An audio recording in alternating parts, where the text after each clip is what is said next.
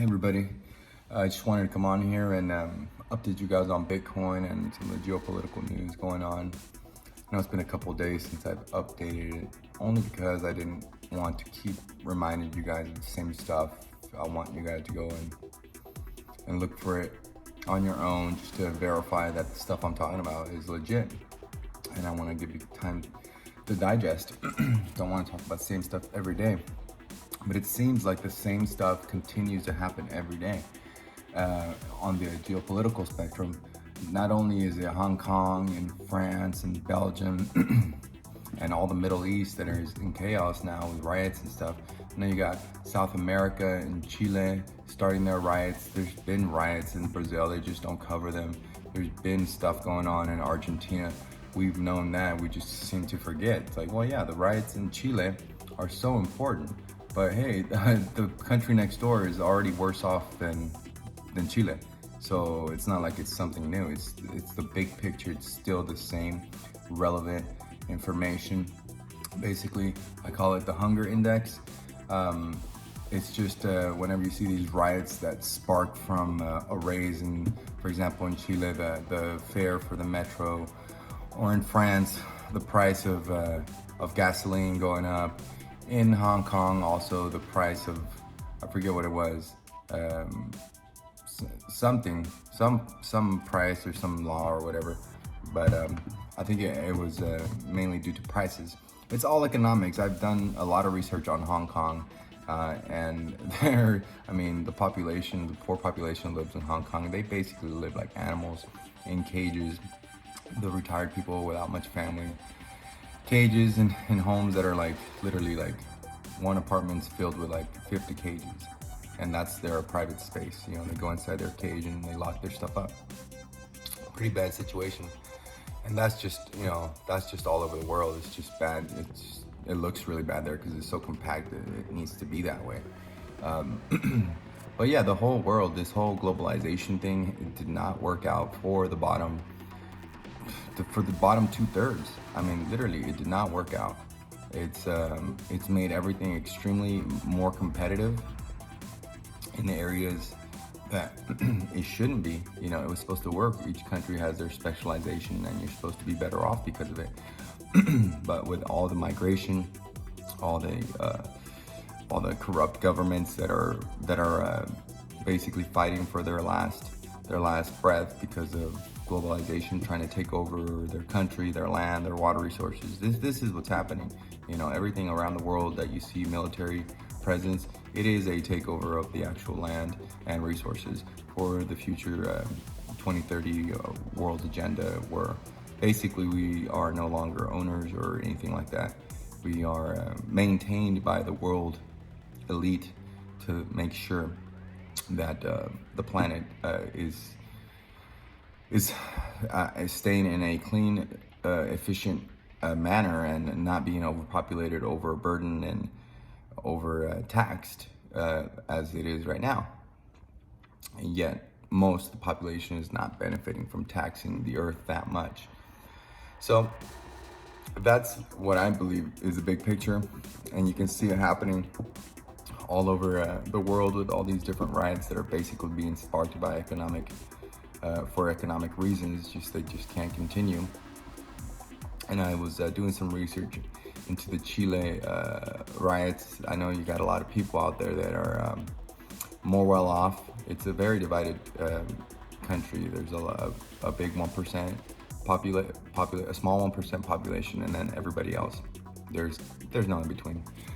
Not in Chile. I mean, there is an emerging middle class that are foreigners trying to make it in Chile, but the future and the past will reflect in the future as a rhyme, right? History rhymes, not necessarily repeats, but it rhymes. I'm just, I look at the charts, the markets are kind of just staying there. They don't know what to do. There's a lot of investors that are like, oh my God, what do we do? The whole system is basically managed and manipulated, but I can't get out because I'm so invested. So I got to keep going. It's not going to be the right move. I think diversification is the best move no matter what. It's not about gaining right now. It's about trying not to lose as much and at least hold on to assets that will produce income and won't go bankrupt in the near future with this liquidity crisis that we have coming up, where banks don't even want to lend to each other anymore because they understand that there's this recession/depression coming, and they just want to wait for lower prices. And so now that's the game they're playing. It's almost like they just want it to happen faster so they can get on it. They're tired of waiting. It's so easy to manipulate the general American public that it's taken longer for this thing to crash than they even expected, due to how gullible and uninformed and careless American investors are, the ones that invest in 401ks automatically and stuff like that. Terrible, but that's the state of our situation. When it comes to Bitcoin, you've seen that it's staying the same 78, 8,200 range. It's waiting for a catalyst, financial catalyst, war catalyst, or just some big whales. Again, tired of waiting, and go ahead and start pumping the cash in there, because this is one of those instruments where you can get out of the market and wait in Bitcoin while the market goes down, and possibly gain in Bitcoin. Most likely, that's the goal. And if not, I mean, it's just another way to diversify into assets that can't be printed, like Bitcoin. You just don't want to hold on to anything that can be printed. I mean, hold on to a gold coin, hold on to a Bitcoin, hold on to a paid off car, a paid off furniture, paid off cell phone, paid off credit cards, that kind of stuff is what matters. Cash is trash because it's being printed. You got to use it immediately. It's a tool to transact immediately. It's almost like they're forcing you to spend instead of save, because they know that you don't know where to save. And if you put it in their little community banks or whatever banks, they're just going to take that money and reinvest it, which is what they want too. So it's not really fixing the problem here. So it's this big old convoluted system, and a lot of people are going to lose because they just can't. They bought into something that even at this point they know is wrong, but just like a pyramid scheme. Oh, I'm at the top, so let the people under me get screwed.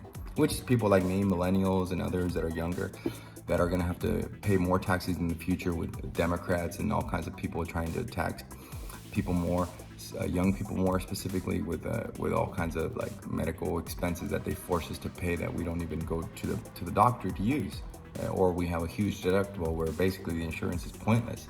I could take a flight to Mexico or to Spain and get my medical stuff done and come back and still have a vacation while I'm at it for probably less than the price of my deductible here in America. It's pointless. It really is pointless. It's a scam.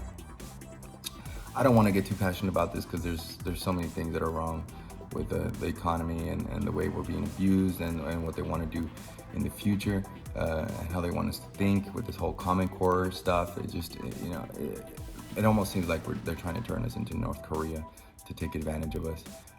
I mean, there's only one globe, and the top feels like, hey, people can't get smart because then they're going to want more. We need to keep them wanting less. That's the main goal.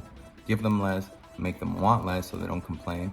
And, I know that they know that our consciousness is evolving due to the internet and all kinds of stuff. The 100th monkey effect and all that.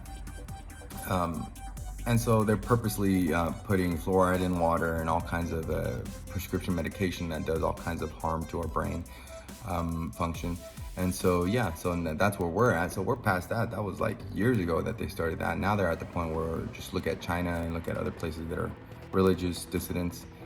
They're just being harvested now. They don't no longer care about lying to them or anything. No, we don't believe like you do, and actually we're gonna profit off of your body parts to pay for all your concentration camp expenses and to demolish your homes and all that crap, right? So I don't want to keep this going because I'm starting to get a little passionate about it. It is frustrating, but it's been a couple days, so I don't mind making it a little bit longer. I hope you guys don't mind. Again, if you guys like what I'm talking about, please like and subscribe. put a comment down there about anything you have, any questions. I'll elaborate, or just go back and forth with you. I really enjoy that. I want my viewers to be engaged and stay educated. All right, guys. Well, have a great day, and hopefully I'll upload another video maybe today, later, or tomorrow. Okay? Take it easy, guys.